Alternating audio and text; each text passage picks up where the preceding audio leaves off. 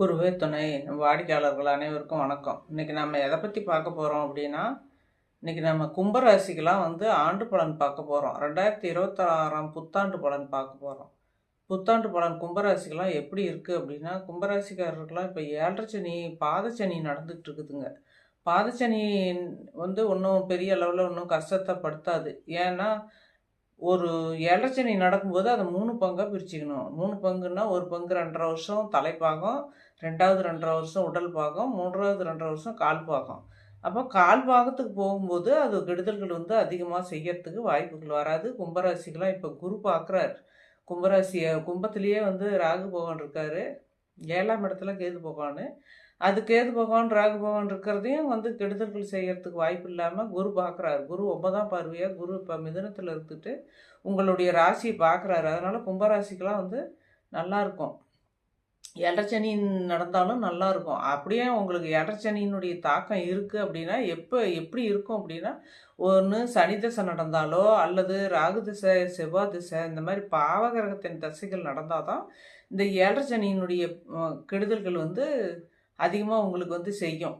அப்படி இல்லை அப்படின்னா அந்த கெடுதல்கள்லாம் செய்யறதுக்கு வாய்ப்புகள் வராது. இந்த 2026ஆம் ஆண்டு உங்களுக்கு நல்லாவே இருக்கும். 7.5 சனி இருந்தாலும் குரு இப்போ உங்களுடைய ராசியை பார்க்குறாரு.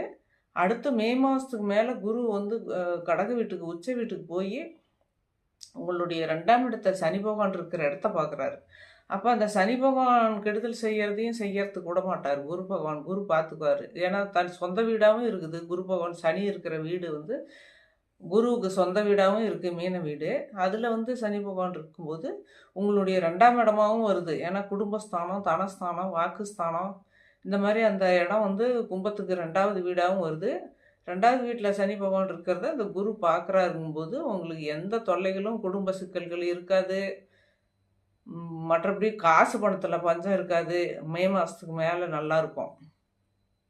அதே படிப்பு வயசில் இருக்கிற பிள்ளைங்களுக்கு படிப்பும் நல்லா நல்லா வரும், படிக்குவாங்க நல்லா, எந்த குறைபாடும் இருக்காது. கும்பராசிக்கெலாம் இப்போ இந்த மே மாதம் வரைக்கும் உங்கள் ராசியை பார்க்குறாரு. மே மாதத்துக்கு மேலே சனி பகவானை பார்க்குறாரு, உங்களுடைய பாதச்சனியை பார்க்குறாரு.